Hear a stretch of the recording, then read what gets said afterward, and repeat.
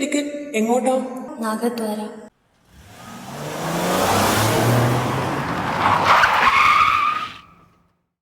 ചേട്ടാ, ഈ സർപ്പക്കാവ് എവിടെയാ? നേരെ ചെന്നാ മതി, ബോർഡ് കാണും. ഇവിടെ ഒന്നും കണ്ടിട്ടില്ലല്ലോ.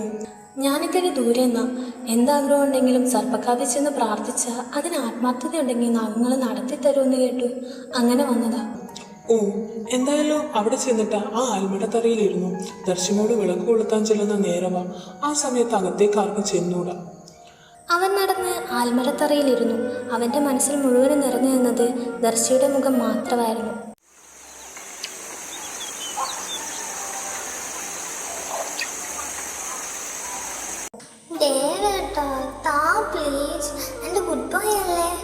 നീ എന്ത് പറഞ്ഞാലും ഈ ചോക്ലേറ്റ് ഞാൻ തരില്ല. ഓ, മനസ്സിലായി. എന്നും ദേവേട്ടന്റെ പിന്നാലെ ചോക്ലേറ്റ് തരാൻ വേണ്ടി നടക്കുന്ന ആ പുട്ടിഭൂതം തന്നതാവൂല്ലേ? എനിക്കൊന്നും വേണ്ട, ഞാൻ ക്ലാസ്സിൽ പോവാ. അയ്യോ ദർശുച്ചേ, ഇത് അവള് തന്നൊന്നും അല്ല. ഞാനേ ഇത് നിനക്ക് വേണ്ടി വാങ്ങിച്ചതാ. ആണോ? എനിക്ക് താ. അതൊക്കെ തരാം. അതിനു മുന്നേ ഇതെന്തിനാന്ന് കൂടെ ഒന്ന് ചോദിക്കും. എന്തിനാ? അത് രാവിലെ നിന്നെ വന്ന് പ്രപ്പോസ് ചെയ്ത് അവൻ്റെ മുഖത്ത് നോക്കി ഏതാണ്ടൊക്കെ പറഞ്ഞില്ലേ, അതെനിക്ക് വല്ലാണ്ടങ്ങ് ഇഷ്ടമായി. ഓഹോ, അപ്പൊ അതിനാണോ? അതിപ്പോ ഞാൻ ആരോടാണേലും അങ്ങനെയല്ലേ പറയൂ. വിശ്വസിക്കാൻ പാടായിരിക്കും, പക്ഷേ എല്ലാം സത്യമാണ്. ശിഖ സർപ്പക്കാവിലെ നാഗദേവന്റെ പെണ്ണ. അപ്പൊ ഈ ചോക്ലേറ്റ് ഞാൻ എടുക്കുവാണേ. നമുക്ക് ബ്രേക്കിന് കാണാം. എനിക്ക് ക്ലാസ് ഉണ്ട് കേട്ടോ. ഞാൻ എൻ്റെ ഇഷ്ടം എങ്ങനെയാ നിന്നോട് പറയാ? ആഗ്രഹിക്കാൻ പാടില്ലായിരുന്നോ നിന്നെ? ഇഷ്ടദേവ ശിവന്റെ മുന്നിൽ വെച്ച് തന്നെയല്ലേ നിന്നെ ഞാൻ ആദ്യമായിട്ട് കണ്ടത്. എന്നിട്ടും എന്താ ഇങ്ങനെയൊക്കെ? സർപ്പക്കാവ് എനിക്ക് കാണണം, ചോദിക്കണം. എന്തിനു വേണ്ടിയാ വീണ്ടും വീണ്ടും എൻ്റെ മുന്നിലേക്ക് അവളെ കൊണ്ടുവന്നേന്ന്. മോനെ, ആ എന്താ? ഇതെന്താ ഈ സന്ധ്യാസമയത്ത് കാവിന്റെ മുന്നില്? അത് തൊഴാൻ വന്നതാ. ദർശി വിളക്ക് കൊളുത്തി വരാതെ അങ്ങോട്ട് കയറാൻ പറ്റില്ലല്ലോ. ഹാ, ദർശി വിളക്ക് കൊളുത്താൻ നേരം അങ്ങോട്ട് പോയവരാരും ഇങ്ങോട്ട് ജീവനോടെ വന്നിട്ടില്ല. മോനേതായാലും ഇവിടെ ഇരുന്നത് നന്നായി, അല്ലെങ്കിൽ നാഗങ്ങള് ദേഷ്യം കാട്ടിയേനെ. ഈ സർപ്പക്കാവിനെ പറ്റിയും ദർശിയെ പറ്റിയും നിങ്ങൾക്കറിയോ? പിന്നെ അറിയാതെ, അതൊക്കെ നാട്ടിലെ കൊച്ചു കുഞ്ഞുങ്ങൾക്ക് പോലും അറിയാം. ശിവകൈലാസം തറവാട്ടിലെ ദർശിമോള് വലിയ തറവാട്ടുകാരാ. ശിവാനന്ദന്റെയും ഭാര്യ കാർത്തികയുടെയും ആദ്യത്തെ മോളാണ് ദർശി. രണ്ടാമത്തെ ഒരു ആൺകൊച്ചാണ് വിഷ്ണു. ദർശിമോള് ജനിച്ചപ്പോ തന്നെ മോളുടെ കണ്ണ് കണ്ട് എല്ലാവർക്കും അതിശയമായി. ഏതാണ്ട് നാഗങ്ങളെ പോലെ. അന്ന് ആ തറവാടിന് ചുറ്റും നാഗങ്ങളായിരുന്നു. ഇവിടുത്തെ സർപ്പക്കാവിലെ പൂജാരിയാ പിന്നെ പറഞ്ഞത് 300 വർഷത്തോളം നാഗദേവൻ കാത്തിരുന്ന എന്നാ ഓരോ ജന്മത്തിനും തനിക്ക് വിലക്കപ്പെട്ട പ്രാണൻ അതായിരുന്നു ദർശിമോള്. മോളുടെ മനസ്സ് വേദനിപ്പിച്ചവരെ ഒക്കെ നാഗദേവൻ ദംശിക്കും. എന്നും അവളുടെ കൂടെ തന്നെ നാഗങ്ങളും കാണും. ചിലപ്പോൾ അദൃശ്യമായിട്ട്, മറ്റു ചിലപ്പോൾ അല്ലാതെയും. ഇവിടുത്തെ നാഗദേവന്റെ പ്രണയം വർഷങ്ങളുടെ പഴക്കമുള്ളതും അതുപോലെ പരിശുദ്ധവുമായതുകൊണ്ടാണ് ഇവിടെ പ്രാർത്ഥിക്കാൻ വരുന്ന ആരെയും നാഗദേവൻ വിഷമിപ്പിക്കാതെ വിടുന്നത്.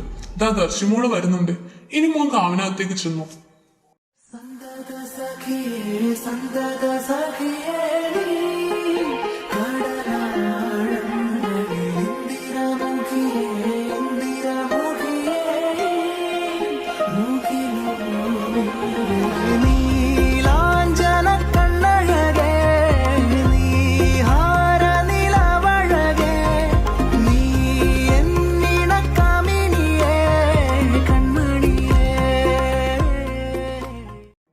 ദേവേട്ടാ, ഇത് എപ്പോ എത്തി? ഞാൻ ഇച്ചിരി മുന്നേ എത്തിയേ ഉള്ളൂ. എന്നിട്ട് ഇവിടെയാണോ ഇരിക്കണ്ടേ? നേരെ ഇരുട്ടാറായി. ഇന്നിനി തിരികെ പോകാനൊന്നും നിൽക്കണ്ട. വാ, വീട്ടിലോട്ട് പോവാം. ദർശിമോൾക്ക് ഈ മോനെ നേരത്തെ അറിയൂ? ആ, അറിയാം. എന്റെ സീനിയറാ കോളേജില്. എങ്കിൽ ഞങ്ങളെ വീട്ടിലോട്ട് പോവാ. നേരം വൈകിയ അമ്മയ്ക്ക് പിന്നെ ആദിയാവും. ദേവേട്ട സർപ്പക്കാവിലേക്ക് വന്നെയാണോ?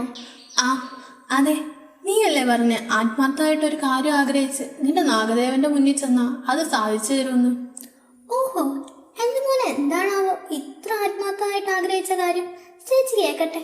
നിന്നെ കെട്ടിച്ചു തരുമെന്ന്. ഒന്ന് പോയേടി. അതൊക്കെ ഞാൻ നിന്റെ നാഗദേവനോട് പറഞ്ഞോളാം. നീ വേണേ സൗകര്യം പോലെ അവിടെ ചെന്ന് ചോദിക്കും. ഓ, ആയിക്കോട്ടെ. ഞാനൊന്നും ചോദിക്കുന്നില്ലേ. ആഗ്രഹമുണ്ട് ദേവേട്ട, നിങ്ങളെ എൻ്റെ സ്വന്തം ആക്കണമെന്ന്. കണ്ടന്നു തൊട്ട് നിങ്ങൾ എൻ്റെ അടുത്ത് വരുമ്പം ഹൃദയം വല്ലാതെ കുതിച്ചു പോകുന്ന കാര്യമാക്കിയതും. പക്ഷേ എൻ്റെ ഒരുപാട് മോഹങ്ങളുടെ കൂട്ടത്തിൽ ഞാൻ ഇതും ഉപേക്ഷിച്ചതാ. ആഹാ, മോള് വന്നോ? ഇതാരാ ദർശി? അമ്മയുടെ അടുത്ത് ഞാൻ പറഞ്ഞിട്ടില്ലേ, ദേവേട്ടൻ എൻ്റെ കോളേജിലുള്ളത്. കാവിലേക്ക് വന്നതാ, സന്ധ്യ ആയതുകൊണ്ട് ഞാനിങ്ങ് കൊണ്ടുവന്നു. ഇനി എന്തായാലും നാളെയല്ലേ ടൗണിലേക്ക് ബസ്സുള്ളൂ. മോൻ്റെ വീട് എവിടെയാ? ടൗണിൽ തന്നെയാണോ? അല്ല ആൻറ്റി, ടൗണിൽ നിന്ന് കുറച്ചുകൂടെ പോകാനുണ്ട്. പിന്നെ ഇവിടെ ഞാൻ താമസിക്കുന്നതുകൊണ്ട് ബുദ്ധിമുട്ടാവുമെങ്കിൽ ക്ഷമിക്കണം. ദർശി നിർബന്ധിച്ചുകൊണ്ടാണ്. അയ്യോ, ഞങ്ങൾക്ക് എന്ത് ബുദ്ധിമുട്ട്? ഒന്നല്ല, ഇവിടെ സ്ഥിരം നിൽക്കുവാണെങ്കിലും ഞങ്ങൾക്ക് സന്തോഷം മാത്രമേ ഉള്ളൂ. പിന്നെ ആൻറ്റീന്നൊന്നും വിളിക്കണ്ട കേട്ടോ, അമ്മാന്ന് വിളിച്ചാൽ മതി. അതെ, ഞാനും ഇവിടെ ഉണ്ട്. ഒന്ന് പോടി, എനിക്കെൻ്റെ മോനെ മതി. മോൻ വാ, വല്ലതും കഴിക്കാനെടുക്കാം. അയ്യോ അമ്മ, എനിക്കിപ്പോൾ ഒന്നും വേണ്ട. അതൊന്നും പറഞ്ഞാൽ പറ്റില്ല, കഴിക്കാനെടുത്ത് വെക്കാം, എന്നിട്ട് മതി ബാക്കിയൊക്കെ. എൻ്റെ പൊന്നോ, എനിക്കിതൊക്കെ കാണാൻ വയ്യേ. എന്തൊരു സ്നേഹം. അമ്മ, എൻ്റെ നന്ദൂട്ടം വന്നോ?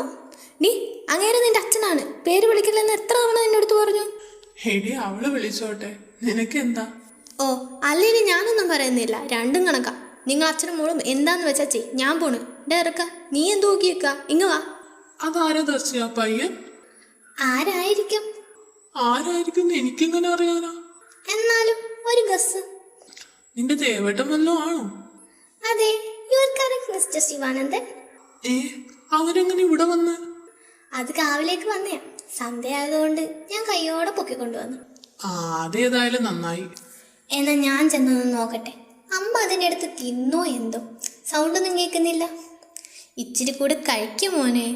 മതി അമ്മ, വയറ് നിറഞ്ഞു. ഇനി കഴിച്ചാൽ എൻ്റെ വയറ് പൊട്ടിപ്പോവും. അമ്മ വിച്ചു വന്നില്ലേ? കളി കഴിഞ്ഞ് വരേണ്ട നേരമായല്ലോ. അവൻ കളിക്കാനൊന്നും പോയതല്ല, നൈറ്റ് ക്ലാസ് ഉണ്ട്, അതിന് പോയതാ. രാത്രി വരും. ഓ, എങ്കിൽ ഞങ്ങൾ മേളിലോട്ട് പോവാം അമ്മ. നാളെ കാണാം. വാ ദേവേട്ടാ. ഇതാണോ നിന്റെ റൂം? അതേലോ, ഇഷ്ടായോ?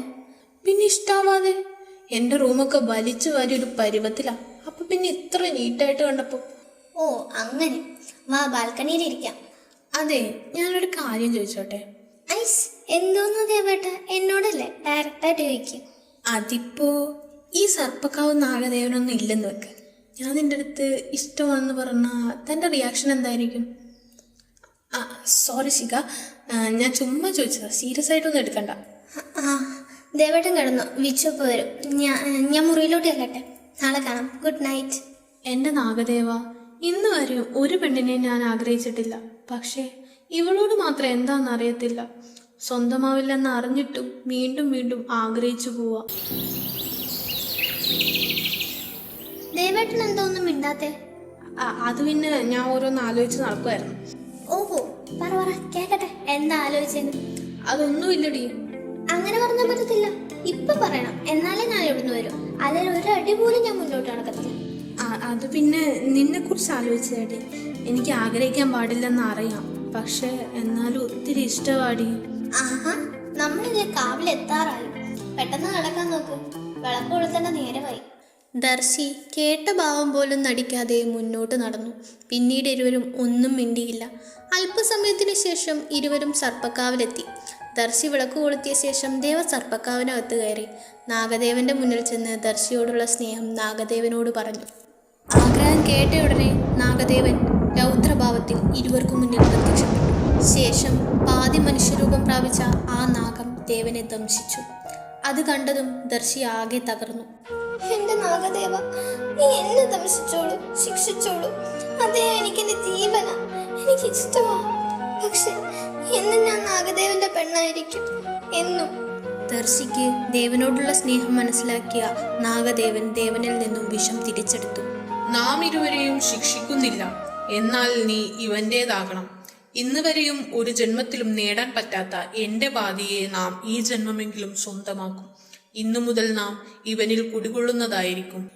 എല്ലാം കേട്ടുകഴിഞ്ഞ് ഇനി അടുത്തതായി എന്താണ് നടക്കാൻ പോകുന്നതെന്ന് അവൾക്ക് ഒരു നിശ്ചയവും ഇല്ലായിരുന്നു. അല്പസമയത്തിന് ശേഷം ദേവന്റെ ശരീരത്തിൽ നാഗദേവൻ പ്രവേശിച്ചു. ദർശി തന്റെ പ്രണയം അവന് വേണ്ടി മാറ്റിവെച്ചു.